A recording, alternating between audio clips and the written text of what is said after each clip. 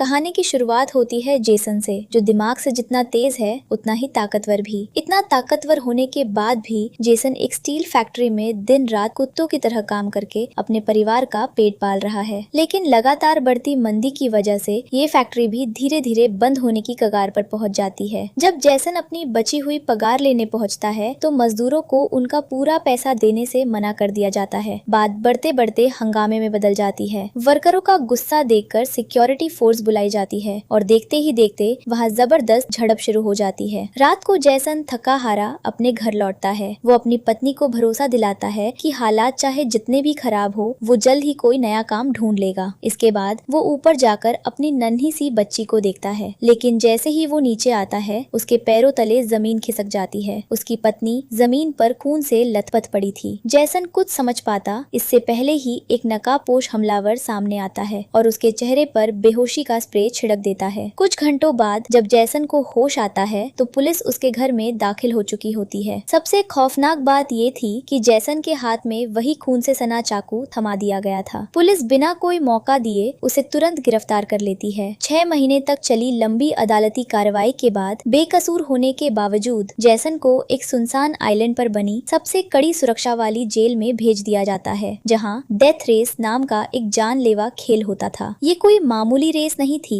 यहाँ गाड़ियाँ भारी हथियारों से लैस होती हैं, जिनका एक ही मकसद होता है, सामने वाले को रास्ते से खत्म करना। इस खूनी खेल का एक सीधा नियम था, जो भी कैदी लगातार 5 रेस जीत लेगा उसे पूरी तरह आजाद कर दिया जाएगा। इन रेसेस को ऑनलाइन लाइव स्ट्रीम किया जाता था, जहाँ दुनिया भर से लोग करोड़ों डॉलर देकर इसे देखते थे। इससे कॉरपोरेशंस को भारी मुनाफा होता था और जेलों में कैदियों की तादाद भी घटती रहती थी। तभी ट्रैक पर नजर आता है इस रेस का सबसे मशहूर और मिस्टीरियस ड्राइवर फ्रैंक। उसके साथ उसकी को पायलट केस बैठी हुई है। फ्रैंक फिनिश लाइन के बेहद करीब था, लेकिन ठीक उसके पीछे उसका कट्टर दुश्मन जो अपनी गाड़ी लिए लगा हुआ है। दोनों में से कोई भी पीछे हटने को तैयार नहीं था। अचानक फ्रैंक को एहसास होता है कि उसकी कार के वेपन्स काम नहीं कर रहे हैं। खतरे को भांपते हुए वो अपनी गाड़ी का रियर डिफेंस शील्ड जो की तरफ गिरा देता है, लेकिन जो पर इसका कोई असर नहीं होता और वो लगातार रॉकेट फायर करता रहता है। गाड़ी में बड़ा धमाका होने से ठीक पहले केस सीट इजेक्ट करके अपनी जान बचा लेती है। फ्रैंक फिनिश लाइन तो पार कर लेता है, लेकिन तभी जो का एक सीधा रॉकेट उसकी कार के परखच्चे उड़ा देता है। उधर जेसन के जेल पहुंचते ही अफसर एलरिच उसे एक सेल में बंद कर देता है, जहां पहले से कई खूंखार कैदी मौजूद थे। वे जेसन को नया समझकर उस पर हमला करने की कोशिश करते हैं। तभी बाहर खड़े एलरिच को अंदर से चीखने चिल्लाने की आवाजें सुनाई देती हैं। जब वो मुड़कर देखता है तो हैरान रह जाता है। जेसन ने अकेले ही उन सभी कैदियों को जमीन चटा दी थी। एलरिच को समझ आ जाता है कि ये नया कैदी कोई मामूली इंसान नहीं है। अगले दिन जब जेसन बाकी कैदियों के साथ मेस हॉल में खाना खाने पहुंचता है तो वहाँ की एक गैंग की नजर उस पर पड़ती है। उनमें से एक कैदी बताता है कि जेसन अतीत में एक प्रोफेशनल स्ट्रीट रेसर रह चुका है। तभी वहाँ पचेंको नाम का एक बेरहम रेसर आता है और जेसन को उकसाने लगता है। वो सबके सामने कहता है कि जेसन एक बुजदिल है जिसने अपनी ही पत्नी को मार डाला और वो उसे यहाँ जिंदा नहीं छोड़ेगा। पचेंको उस पर हमला करता है, लेकिन जेसन की फुर्ती के आगे उसकी एक नहीं चलती। जेसन फूड ट्रे उठाकर पचेंको और उसके साथियों पर टूट पड़ता है और उनकी जमकर धुलाई कर देता है। हालात बिगड़ते देख गार्ड्स बीच बचाव करके मामले को शांत करते हैं। इस हंगामे के बाद एलरिच जेसन को जेल के डायरेक्टर हेनेसी के ऑफिस ले जाता है, जो अपने सख्त और बेरहम फैसलों के लिए जानी जाती थी। हेनेसी जेसन को याद दिलाती है कि ये देश की सबसे खतरनाक जेल है और यहाँ किसी की कोई बदतमीजी या मनमानी नहीं चलेगी। जेसन बिना डरे साफ कहता है कि उसने जो कुछ भी किया सिर्फ अपनी हिफाजत के लिए किया था। हेनेसी उसकी फाइल देखते हुए कहती है कि वो उसके पुराने रेसिंग रिकॉर्ड और ड्राइविंग स्किल से अच्छी तरह वाकिफ है। इसी वजह से वो जेसन के सामने एक चौंकाने वाली डील रखती है। हेनेसी खुलासा करती है कि जेल का सबसे बड़ा स्टार रेसर फ्रैंक अपनी आखिरी रेस में मारा जा चुका है, लेकिन बाहर की दुनिया में किसी को ये सच नहीं पता। सब यही मानते हैं कि वो अस्पताल में ठीक हो रहा है, क्योंकि फ्रैंक हमेशा मास्क पहनकर ही रेस करता था और किसी ने उसका चेहरा नहीं देखा था, इसलिए उसकी जगह किसी दूसरे काबिल ड्राइवर को उतारना बहुत आसान था। हेनेसी समझाती है कि बाहर के दर्शक फ्रैंक के नाम के दीवाने हैं। जेल के नियम के मुताबिक 5 रेस जीतने वाला कैदी आजाद हो जाता है और फ्रैंक मरने से पहले 4 रेस जीत चुका था। यानी अगर जेसन फ्रैंक का मास्क पहनकर रहकर सिर्फ एक रेस जीत लेता है तो उसे हमेशा के लिए रिहाई मिल जाएगी। शुरुआत में जैसन हिचकिचाता है, लेकिन अपनी नन्ही बच्ची के पास वापस लौटने और आजादी पाने का ये मौका इतना बड़ा था कि वो हामी भर देता है। हेनेसी उसे बताती है कि रेस ठीक 2 दिन बाद शुरू होने वाली है। इसके बाद वो जैसन को सीधे फ्रैंक की पुरानी टीम के पास ले जाती है, जो उस मॉडिफाइड कार की देखरेख और रेस की पूरी तैयारी संभालती थी। हेनेसी के जाते ही जैसन की मुलाकात टीम के हेड से होती है, जिसे सब कोच कहकर बुलाते हैं। कोच उसे टीम के बाकी लड़कों से मिलवाता है और फिर फ्रैंक की उस मॉडिफाइड बुलेट प्रूफ कार के पास ले जाता है। टीम जैसन को गाड़ी का एक एक कंट्रोल, उसका सिस्टम और उसमें फिट किए गए भारी हथियारों के बारे में बारीकी से समझाती है। जब जैसन इन हथियारों के एम्यूनिशन के बारे में पूछता है तो कोच साफ करता है कि बारूद और गोलियां सिर्फ रेस वाले दिन ही लोड होती हैं और सारे वेपन्स ट्रैक पर तय निशानों के ऊपर से गुजरने पर ही इलेक्ट्रॉनिक तरीके से एक्टिवेट होते हैं। इसके बाद कोच जैसन को यार्ड में लाकर बाकी रेसर्स दिखाता है। वो बताता है कि मेस हॉल में हमला करने वाला पचेंको इस ट्रैक का सबसे बेरहम और खतरनाक ड्राइवर है। कोच उसे बाकी सभी विरोधियों से भी सतर्क रहने को कहता है, क्योंकि यहाँ मौजूद हर ड्राइवर कई जाने ले चुका था और जीतने के लिए किसी भी हद तक गिर सकता था। आखिरकार रेस का दिन आ जाता है। जैसन फ्रैंक का नकाब पहनकर जेल के कॉरिडोर से आगे बढ़ता है। उसे देखकर बाकी सारे कैदी शोर मचाने लगते हैं। उन्हें लग रहा था कि उनका पुराना हीरो फ्रैंक मौत के मुंह से वापस लौट आया है। गार्ड्स के साथ जैसन सीधे स्टार्टिंग ग्रिड पर पहुंचता है। कोच उसे समझा देता है कि उसे किसी भी रेसर से कोई बात नहीं करनी है, क्योंकि फ्रैंक की यही खामोशी और रहस्यमयी अंदाज बाहर की जनता को उसका दीवाना बनाए रखता है। तभी वहाँ महिला जेल से लाई गई नेविगेटर लड़कियां पहुंचती हैं, जिनका काम रेस के दौरान ड्राइवर्स को रास्ता बताना और हथियारों में मदद करना था। केस एक बार फिर उसी कार की पैसेंजर सीट पर आकर बैठ जाती है, जैसा वह पहले फ्रैंक के साथ बैठा करती थी। गाड़ी में बैठते ही कोच जैसन से मास्क उतारने को कहता है, क्योंकि कार के काले शीशों की वजह से बाहर से कोई अंदर नहीं देख सकता था और केस पहले से जानती थी कि असली फ्रैंक की मौत हो चुकी है। ग्रीन सिग्नल मिलते ही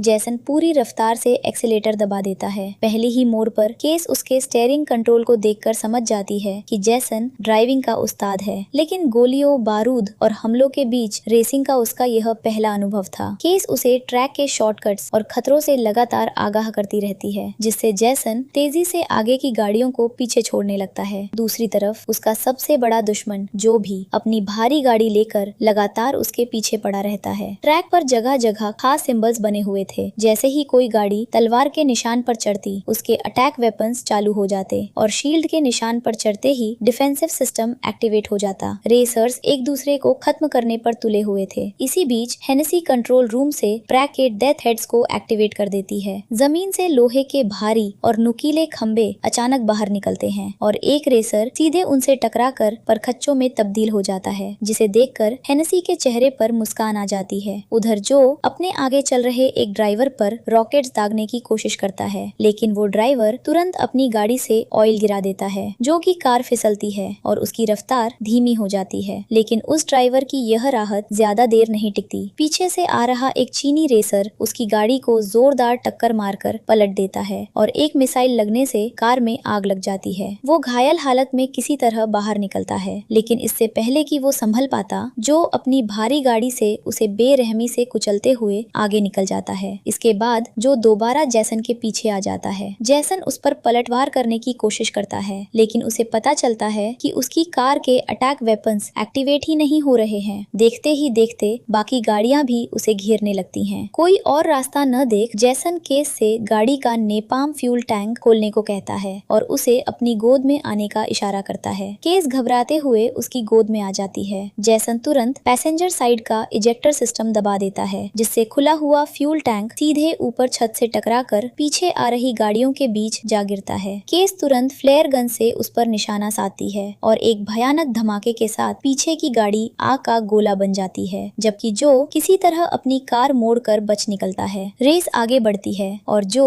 एक अलग रास्ता पकड़ लेता है। इसी दौरान जैसन की नजर बराबर में चल रही पचेंको की कार पर पड़ती है। पचेंको खिड़की से जैसन की तरफ देखता है और अपनी उंगलियों से वही गन शॉट का इशारा करता है जो उस रात उसकी पत्नी के कातिल ने उसके घर में किया था। यह देखते ही जैसन के होश उड़ जाते हैं। उसे साफ समझ आ जाता है है कि उसकी पत्नी का असली हत्यारा कोई और नहीं बल्कि सामने चल रहा पचेंको ही है। तभी अचानक साइड से जो अपनी कार लेकर सामने आ जाता है और जैसन की गाड़ी को जोरदार टक्कर मार देता है। इस टक्कर से फिनिश लाइन से सिर्फ कुछ दूरी पहले जैसन की गाड़ी घूमकर रुक जाती है और पहले दिन की यह रेस खत्म होती है, जिसमें जैसन सबसे आखिरी नंबर पर रह जाता है। रेस खत्म होते ही जैसन गुस्से में सीधे हेनेसी के दफ्तर में घुसता है और साफ कहता है कि उसकी पत्नी के कत्ल के पीछे पचेंको का ही हाथ है। हेनेसी बिना किसी झिझक के यह बात मान लेती है और कहती है कि इसी जुर्म की वजह से वो इस जेल में सड़ रहा है। फिर वो अपनी ड्रॉर से एक तस्वीर निकालती है और जैसन के सामने फेंकते हुए बोलती है कि यह उसकी बच्ची की नई फॉस्टर फैमिली है जहाँ वो बड़ी होगी। हेनेसी ठंडे लहजे में धमकी देती है कि अगर वो अपनी बेटी को दोबारा देखना चाहता है तो उसे बाकी बचे राउंड्स जीतकर यहाँ से निकलना ही होगा। जॉसन गुस्से से कांपने लगता है और उससे उलझने की कोशिश करता है, लेकिन हेनेसी की उंगलियां टेबल के नीचे छिपी पिस्तौल पर जमी हुई थी। अपनी बच्ची की सलामती के लिए जैसन को मजबूरन अपने गुस्से को दबाना पड़ता है और वह वहाँ से चुपचाप निकल जाता है। इसके बाद जैसन यार्ड में कोच से मिलता है और उसे हेनेसी की सारी बातें बताता है। जैसन को अपूरा यकीन हो चुका था कि हेनेसी ने ही पचेंको से उसकी पत्नी का मर्डर करवाया था ताकि जैसन जेल पहुंचे और फ्रैंक की जगह रेस में उतरे। कोच उसकी बात समझता है और वादा करता है कि चाहे जो हो जाए, जब तक जैसन अपनी बच्ची तक नहीं पहुंच जाता वह उसका पूरा साथ देगा। अगले कुछ घंटों में जैसन अपने गैराज में गाड़ी की मरम्मत कर रहा होता है। तभी उसकी नजर सामने से गुजरते पचेंको पर पड़ती है। बदले की आग में जैसन सीधे उसके गैराज में घुस जाता है, लेकिन अंदर कदम रखते ही पचेंको के आदमी उसे चारों तरफ से दबोच लेते हैं। पचेंको उस पर हमला करता है और हाथ में लोहे का स्क्रू ड्राइवर उठाकर अकर से कहता है कि उसे जेल डायरेक्टर का कोई खौफ नहीं है। वह जैसे ही जैसन के सीने में वार करने वाला होता है, तभी जैसन की टीम का एक लड़का पीछे से आकर पचेंको के साथी पर लोहे की रॉड से हमला कर देता है। मौका मिलते ही जैसन पास पड़ा एक भारी लोहे का टुकड़ा उठा लेता है और एक एक करके पचेंको के आदमियों पर टूट पड़ता है। पचेंको सीधे उस पर झपटता है, लेकिन इस बार जैसन के सिर पर बदले का जुनून सवार था। वह पचेंको को जमीन पर पटककर बुरी तरह पीटने लगता है। अधमरी हालत में आखिरकार पचेंको सारा सच उगल देता है। हेनेसी ने ही उसे जैसन की पत्नी को रास्ते से हटाने का हुक्म दिया था और जेल अफसर एलरिच ने इस पूरे खूनी खेल में उसका साथ दिया था। यह सुनते ही जैसन जैसे ही पचेंको की जान लेने वाला होता है, तभी पीछे से एलरिच आकर दोनों पर टेजर गन चला देता है। करंट का तेज झटका लगते ही दोनों वही बेसुध होकर गिर पड़ते हैं। अगले दिन रेस का दूसरा राउंड शुरू होता है। ट्रैक पर अब सिर्फ 6 रेसर्स बाकी बचे थे। बाहर बैठी जनता यह खूनी तमाशा देखने के लिए बेताब थी। ग्रीन सिग्नल मिलते ही बाकी गाड़ियां पूरी रफ्तार से आगे निकल जाती हैं, लेकिन जैसन अपनी कार स्टार्टिंग लाइन पर ही रोके रखता है। कुछ पल ठहरने के बाद वह गाड़ी आगे बढ़ाता है और जानबूझकर एक अलग रास्ता पकड़ता है। गाड़ी की रफ्तार धीमी करते ही वह केस से फ्रैंक की मौत को लेकर कड़ा सवाल करता है। जैसन के सख्त रूख को देखकर केस घबरा जाती है और रोते हुए सब कुछ कबूल कर लेती है। वह बताती है कि हेनेसी ने उसे रिहाई के पेपर्स का लालच दिया था, जिसके बदले उसने ही फ्रैंक की कार के हथियार जाम किए थे। केस कहती है कि उसका इरादा फ्रैंक को जान से मारने का कभी नहीं था। वह बस उसे जीतने से रोकना चाहती थी ताकि वह हमेशा इस रेस में फंसा रहे। सच्चाई पूरी तरह साफ होते ही जैसन पूरी रफ्तार से एक्सीलेटर दबाता है और सीधे पचेंको की कार का पीछा करने लगता है। दोनों के बीच ट्रैक पर जानलेवा टक्कर शुरू हो जाती है। जैसन अपनी कार आगे निकालकर तेजी से घुमाता है और दोनों आमने सामने से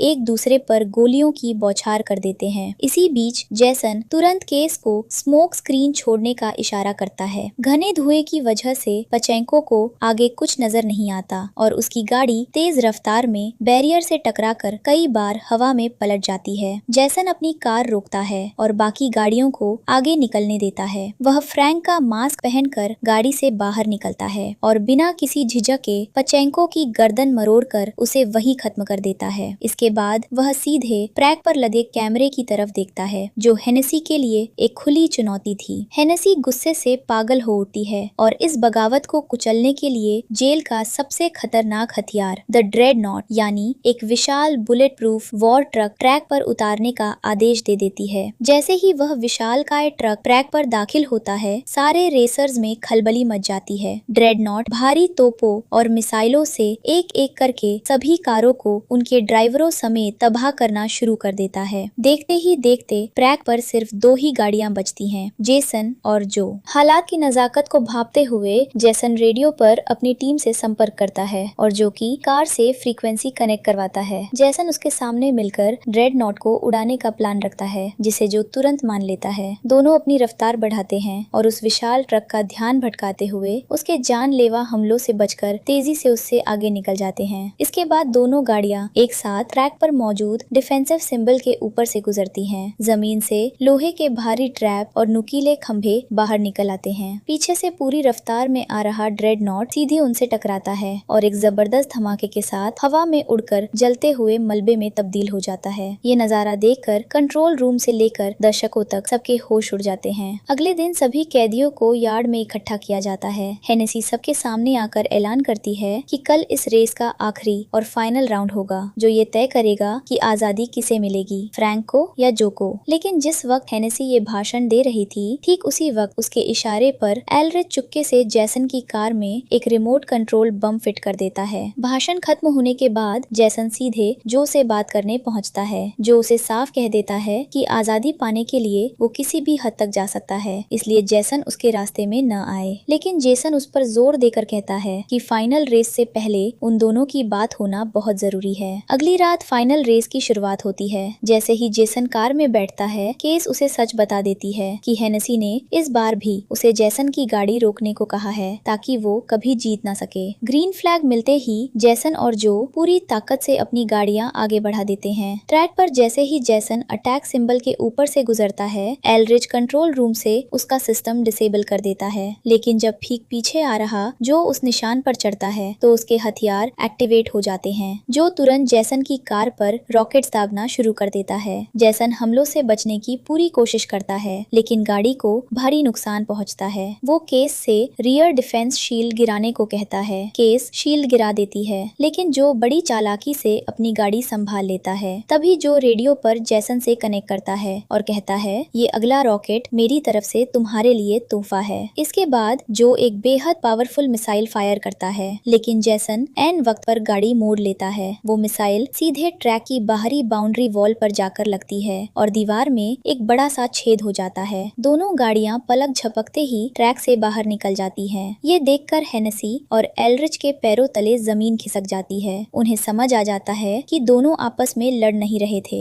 बल्कि ये जेल से फरार होने का एक सोचा समझा प्लान था। दोनों गाड़ियां अब सीधे उस बड़े पुल की तरफ बढ़ रही थी जो आइलैंड को मेन सिटी से जोड़ता था। गुस्से में पागल होकर हेनेसी जैसन की कार में लगे बम का रिमोट दबाती है, लेकिन गाड़ी में कोई धमाका नहीं होता। असल में कोच ने पहले ही हेनेसी की इस साजिश को भांप लिया था और चुपके से गाड़ी से बम निकाल दिया था। चाल नाकाम होते देख हेनेसी तुरंत उनके पीछे अटैक हेलीकॉप्टर भेजने का ऑर्डर देती है। उधर पुल पर जो और जैसन पूरी रफ्तार से भाग रहे थे। पीछे पुलिस की गाड़ियां लगी थी और ऊपर से हेलीकॉप्टर लगातार गोलियां बरसा रहा था। जैसन केस से गाड़ी का गैस टैंक रिलीज करने को कहता है। गैस टैंक गिरते ही एक जबरदस्त धमाका होता है, जिससे पुल के तंग रास्ते पर पुलिस की गाड़ियां आपस में ही टकराकर चकनाचूर हो जाती हैं। इसके बाद जैसन वायरलेस पर जो को अलग दिशा में मुड़ने का इशारा करता है। कंट्रोल रूम में बैठी हेनेसी हेलीकॉप्टर पायलट को साफ निर्देश देती है कि वे जो को छोड़ दें और पूरा ध्यान सिर्फ जैसन की गाड़ी पर लगाएं। इस मोड़ पर जैसन केस से पूछता है कि क्या उसे अपने फैसले पर पूरा भरोसा है। केस उसे तसल्ली देती है कि चिंता की कोई बात नहीं है, क्योंकि हेनेसी ने पहले ही उसे रिहाई के असली कागजात सौंप दिए थे। जैसे ही कार कई बड़े कंटेनर्स और डिब्बों के बीच से गुजरती है, जैसन किसी की नजर में आए बिना चलती गाड़ी से बाहर कूद जाता है। वह फ्रैंक का मास्क केस के पास ही छोड़ देता है, जो अकेले उस गाड़ी को पूरी रफ्तार से आगे भगाती रहती है। हेलीकॉप्टर लगातार पीछा करते हुए फायरिंग करता है और आखिरकार उसकी गाड़ी को चारों तरफ से घेर कर रोक लेता है। कार रुकते ही केस फ्रैंक की ड्रेस और नकाब पहनकर बाहर निकलती है, जिससे फोर्स को यही लगता है कि उन्होंने जैसन को पकड़ लिया है। दूर छिपा जैसन ये सब देख रहा होता है और ठीक उसी वक्त जो अपनी गाड़ी लेकर वहां पहुंच जाता है, ताकि वे दोनों अपने फरार होने के अगले प्लान को पूरा कर सकें। दूसरी तरफ जेल में हेनेसी के दफ्तर में एक पार्सल पहुंचता है। एलरिच वह बॉक्स उसे देते हुए कहता है कि रिकॉर्ड तोड़ व्यूअरशिप की खुशी में ये तोहफा भेजा गया है। लेकिन जैसे ही हेनेसी उस डिब्बे को खोलती है, अंदर वही रिमोट बम रखा मिलता है जो जैसन की कार से निकाला गया था। उधर यार्ड में बैठा कोच सुकून भरी मुस्कान के साथ रिमोट का बटन दबा देता देता है। एक भयानक धमाके के साथ हेनेसी और एलरिच का दफ्तर उड़ जाता है और उनके साथ ही इस खूनी खेल के कर्ता धर्ता भी हमेशा के लिए खत्म हो जाते हैं। कुछ महीने बाद कहानी हमें मैक्सिको के एक शांत इलाके में ले जाती है। जैसन और जो